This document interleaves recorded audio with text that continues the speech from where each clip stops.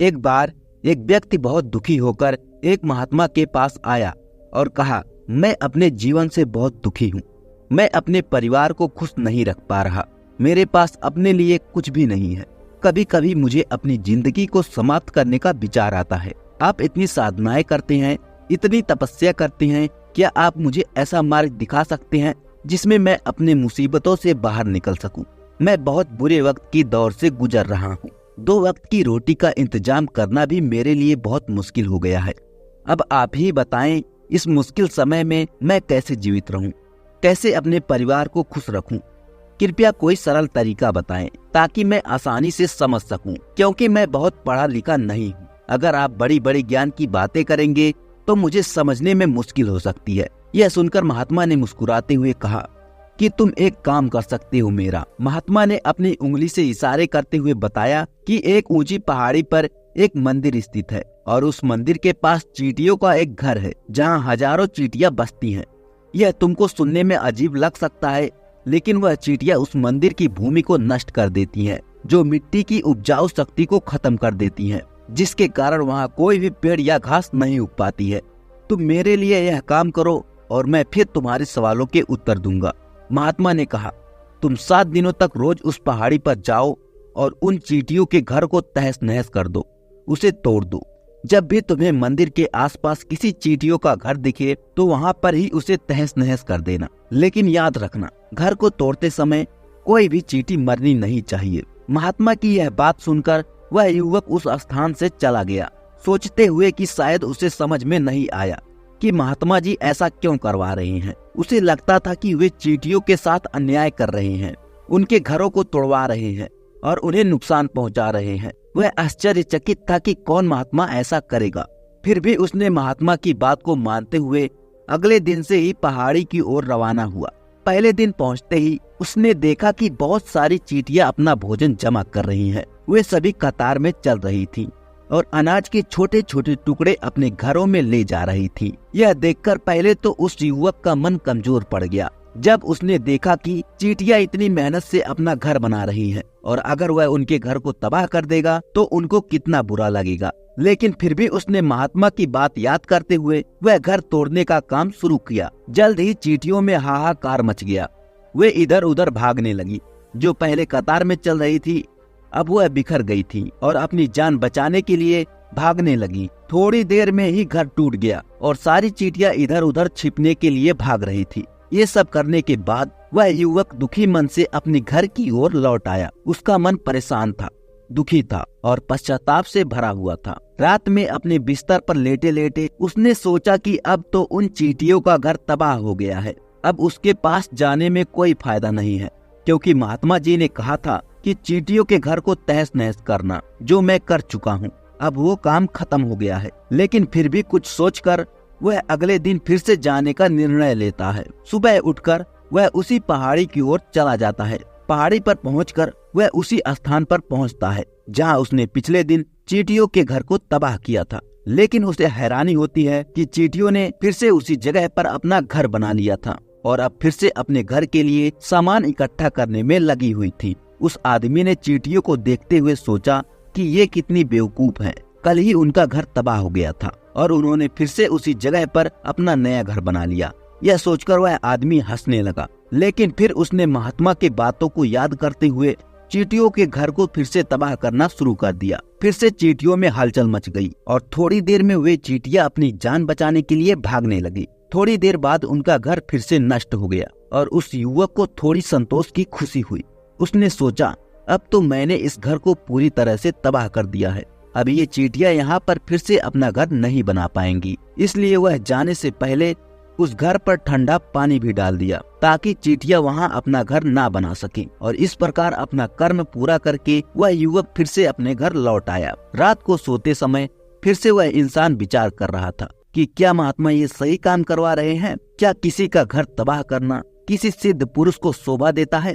क्या हो अगर वह महात्मा सिद्ध पुरुष हो ही नहीं? क्या होगा अगर वह मुझे बेवकूफ बना रहे हूँ? लेकिन फिर भी उसने निश्चय किया कि मैं अपने काम को पहले पूरा कर लूँ, उसके बाद ही पता चलेगा कि महात्मा मुझसे ऐसा क्यों करवा रहे थे। और वह यही सोचता हुआ रात को सो जाता है। अगले सुबह उठकर वह फिर से उसी पहाड़ी की ओर निकल गया। पहाड़ी पर पहुंचकर वह उसी जगह पर पहुंचा जहां उसने चींटियों के घर को तबाह किया था और वह खुश हो गया कि वहां कोई भी घर नहीं था। सारी चींटियां वहां से भाग चुकी थी। अब उसने सोचा कि अब मेरा रोज रोज का आने का क्या मतलब है, क्योंकि चींटियां तो अपना घर बदल चुकी हैं और महात्मा जी ने मुझे 7वें दिन आने के लिए कहा था, लेकिन आज तो तीसरा ही दिन है। अब बाकी 4 दिन वापस आने का क्या मतलब है। और इस सोच के साथ उसने निश्चय किया कि वह सीधे उसी महात्मा के पास जाएगा और उन्हें ये सभी खबरें बता देगा। जब वह पहाड़ी से मुड़कर उस महात्मा की कुटिया की ओर बढ़ने लगा तो उसकी नजर अचानक एक घरौंदे पर पड़ी जो कि चींटियों ने बनाया था। यह घरौंदा उन्हीं चींटियों द्वारा बनाया गया था और अब चींटियां नए घर में बस चुकी थी। यह नया घर उनके पुराने घर के पास ही था और जब वह युवक इस घरौंदे को देखा तो उसने सोचा कि शायद महात्मा को पता था कि चींटियां अपने घर को यहाँ से बदलेंगी, इसलिए उन्होंने मुझे 7वें दिन आने के लिए कहा था। और यही सोचकर वह उस नए घर को भी तोड़ने के लिए उस जगह पर पहुंचा। जब वह वहां पहुंचा तो चींटियां अपने काम में व्यस्त थी, अपने भोजन को इकट्ठा कर रही थी और अपने नए घर में जमा कर रही थी। जो पुराना घर टूट गया था उसकी भी बची हुई अनाज चींटियों ने इकट्ठा की और वह चींटियां उसे भी अपने नए घर में ले जा रही थी। अब यहाँ पर फिर से युवक का मन थोड़ा कमजोर पड़ गया, क्योंकि वह खुद भी कमजोर महसूस कर रहा था। वह खुद भी वक्त का मारा हुआ था, इसलिए उसके मन में उन चींटियों के प्रति दया का भाव उमड़ रहा था। उनके ऊपर उसे दया आ रही थी। वह चाहता था कि उनकी सहायता करे, लेकिन वह उल्टा उन्हें नुकसान पहुंचा रहा था। लेकिन उस महात्मा के वचन को याद करते हुए उसने दोबारा उस घर को तोड़ने का निर्णय लिया और इस बार बड़ी ही सावधानी के साथ बिना किसी चींटी को कोई नुकसान पहुंचाए उसने घर को तबाह कर दिया। यह काम कुछ अधिक समय ले लिया, क्योंकि महात्मा ने पहले ही नुकसान न पहुंचाने की शर्त रखी थी, इसलिए उसे बड़ी ही सावधानी के साथ उन घरों को तबाह करना था। आखिरकार वह उस घर को भी तबाह कर दिया और इस बार उसका मन पहले से भी अधिक दुखी था। वह उन चींटियों को कहीं भी बसने नहीं दे रहा था और अब वह खुद को शैतान या दानव समझने लगा। फिर भी महात्मा की बात को याद करते हुए वह दुखी मन से घर पर वापस आया। रात को सोने से पहले उसने फिर सोचा कि मैं कितना बड़ा शैतान और दानव हूँ। पुराना घर तो छोड़ो, मैं उनको किसी भी जगह पर बसने नहीं दे रहा हूँ। वह सोचता है कि वे चींटियां मेरे बारे में क्या सोचती होंगी, वो कितना दुत्कारती होंगी उस महात्मा को जो मेरे द्वारा ये काम करवा रहा है। फिर भी वह अगले दिन जाने का निर्णय लेता है और सुबह सुबह वह फिर से वहाँ पहुँच जाता है। यह देखकर युवक को एक बार फिर से हैरानी होती है कि चींटियों ने इस बार एक और नई जगह पर अपना घर बना लिया है और उनकी ऊर्जा और कार्य की गति भी अब अधिक थी। एक रात में ही चींटियों ने पहले से भी बड़ा घर बना लिया था और अब वे फिर से अपने भोजन और अनाज को इकट्ठा करने में व्यस्त थी। ये देखकर उस आदमी को लगा कि ये चींटियां किस मिट्टी की बनी हुई हैं। वह बार बार उन्हें यहाँ से भगाने का प्रयास कर रहा है, लेकिन चींटियां वहीं पर अपना घर बना ले रही हैं।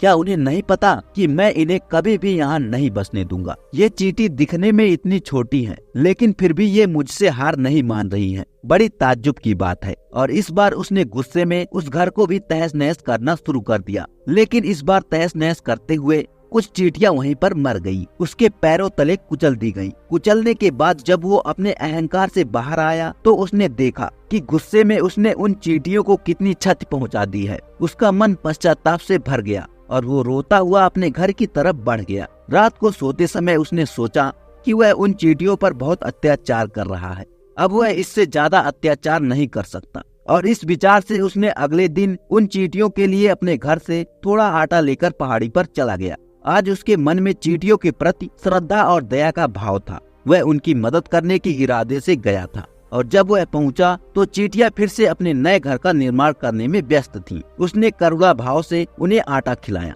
और अगले 3 दिनों तक वह ऐसा ही करता रहा। वह हर रोज सुबह जाता और उन चींटियों को अपने हाथों से आटा खिलाता। 7 दिनों के बाद युवक महात्मा के पास पहुंचता है और हाथ जोड़ते हुए कहता है, हे महात्मा, कृपया मुझे माफ कर दें। मैंने उन चींटियों के घर को बर्बाद करने की कोशिश बहुत की। उनके घर को एक बार नहीं बल्कि 4 बार तोड़ा। मैं समझ सकता हूँ कि मैंने आपका काम पूरा नहीं किया और इसके बदले आप मुझे वह तरीका नहीं बताएंगे जो मुझे मेरे बुरे समय से बाहर निकाल सकता है। लेकिन मुझे इसका कोई दुख नहीं है। मुझे लगता है कि मैंने जो किया वह सही था, इसलिए मैं आपसे आज्ञा लेकर वापस जा रहा हूँ। कृपया मुझे वापस अपने घर जाने की आज्ञा दीजिए। यह सुनकर महात्मा मुस्कुराते हुए कहते हैं, अरे बेटा कहाँ चल दिए, थोड़ी देर ठहरो, जलपान तो कर लो, थोड़ी देर यहाँ ठहर जाओ और फिर चले जाना। इसके बाद महात्मा उस युवक के लिए पानी लेकर आते हैं। पानी पिलाने के बाद महात्मा उस युवक से पूछते हैं कि तुम मुझे ये बताओ, आखिर तुम उन चींटियों का घर तबाह क्यों नहीं कर सके? चींटियां तो छोटी होती हैं और तुम इतने विशालकाय होने के बावजूद भी तुम उन चींटियों का घर भी तबाह नहीं कर पाए। कहाँ गई तुम्हारी शक्ति, तुम्हारा बल? उस युवक ने उत्तर देते हुए कहा कि हे महात्मा, मैंने उन चींटियों का घर तबाह किया था, बार बार किया था। एक बार तो अपने गुस्से में मैंने उन चींटियों को हानि पहुंचाई थी, लेकिन उसी दिन मुझे लगा कि मैं इन्हें क्यों हानि पहुंचा रहा हूं, क्यों उन्हें इतनी तकलीफ दे रहा हूं, और उसी दिन मैंने उनको हानि पहुंचाने की बजाय उनकी सहायता करना शुरू कर दिया। यह सुनकर महात्मा ने कहा, यही है सीखने की बात। एक छोटी सी चींटी हमें जीवन का संदेश दे जाती है। मैंने तुम्हें उन चींटियों का घर तबाह करने के लिए नहीं भेजा था, बल्कि मैंने तुम्हें इसलिए भेजा था ताकि तुम उन चींटियों से कुछ सीख लो। तुम्हें क्या सीख मिली उन चींटियों से, क्या मुझे बता सकते हो? यह सुनकर युवक ने पूरी कहानी सुनाई। मुस्कुराते हुए महात्मा ने कहा, बेटा पहली सीख जो इन चींटियों से लेने की थी वह यह थी कि तुमने कितनी भी बार उनके घर को तोड़ने की कोशिश की, कितना भी प्रयास किया कि उनका घर तबाह हो जाए, लेकिन वह चींटियां हर बार अपना नया घर बना लेती थी। उन्होंने कभी भी हार नहीं मानी। अगर वो हार मान लेती तो वो चींटियां तुम्हें वहाँ नहीं मिलती। जीवन कार्यशीलता का परिचय है, कर्मशीलता का परिचय है, लेकिन हम मानो 2 बार हारने पर ही टूट जाते हैं, हताश हो जाते हैं और फिर जीवन में प्रयास ही नहीं करते। कुछ लोग तो अपनी जिंदगी को खत्म करने की सोच में उतर जाते हैं, लेकिन जानवरों में तुमने एक बात देखी होगी कि वे अपने जीवन का अंत खुद से स्वयं नहीं कर सकते हैं। कितनी भी मुश्किलें आए वे संघर्ष करते रहते हैं। तुमने कभी नहीं सुना होगा कि किसी जानवर ने आत्महत्या कर ली, चाहे वह भूखा हो या दुखी हो। वे हमेशा अपने जीवन के लिए संघर्ष करते हैं, लेकिन मानो 2 बार हताश होने पर ही अपने जीवन को खत्म कर देते हैं। जीवन कर्मशीलता है, कर्म करने का नाम है। जीवन और मृत्यु आखिरी विश्राम है, परम विश्राम है। इसलिए मृत्यु से पहले कभी कर्म करना मत छोड़ो, क्योंकि मृत्यु के बाद तुम परम विश्राम में ही चले जाओगी। इसलिए उससे पहले क्यों कर्म करना छोड़ रहे हो, क्यों हताश हो रहे हो? अगर एक घर टूट गया है तो दूसरा घर बनाने का प्रयास करो, क्योंकि कोशिश करने वालों की कभी हार नहीं होती। तुमने चींटियों से यह देख ही लिया है। वह चींटियां देखने में तुमसे कितनी छोटी हैं, लेकिन उनका जज्बा तुम्हारे मन से बड़ा है। उनका संकल्प इतना मजबूत है कि उन्होंने कितनी बार घर टूटने पर भी कभी हार नहीं मानी। दूसरी सीख यह मिलती है कि जब हमारे ऊपर बुरा समय आता है तो हमें लगता है कि यह समय कभी नहीं गुजरेगा। हम सोचते हैं कि यह समय हमारे जीवन को नष्ट कर देगा, हमें कभी जीने नहीं देगा, और हम अपने विचारों में डूबे रहते हैं, जो वास्तव में केवल विचार है और हमारे मन को दुखी करते हैं। इसलिए हम प्रयास करना भी छोड़ देते हैं। लेकिन हमें याद रखना चाहिए कि प्रकृति हमें बार बार क्षति पहुंचा सकती है, नुकसान पहुंचा सकती है, लेकिन यह नहीं बता सकती कि कब तक पहुंचाएगी। यदि हम बार बार उठकर नए प्रयास करते रहें तो प्रकृति भी हमारे सामने घुटने टेकेगी और एक दिन वह हमारे प्रति दयालु हो जाएगी और वह हमें सब कुछ देने लगेगी जिसकी हमने कभी इच्छा नहीं की थी। तुमने देखा है कि तुम उन चींटियों को नष्ट करने के लिए गए थे, लेकिन बाद में तुमने ही उन्हें अनाज और आटा देना शुरू किया। तुमने उन पर दयालुता की। यह क्यों हुआ? क्योंकि तुमने देखा कि वे चींटियां कभी हार नहीं मानती। इसी तरह तुम अपने जीवन में कभी हार नहीं मानोगे तो एक दिन निश्चित रूप से प्रकृति तुम्हें वह सब कुछ देगी जिसे तुम अपने जीवन में प्राप्त करना चाहते हो। इसलिए 2 बातों को याद रखना जरूरी है। पहली, कर्मशीलता के साथ काम करते रहना, और दूसरी, एक न एक दिन प्रकृति तुम्हें तुम्हारे कर्म का फल अवश्य देगी।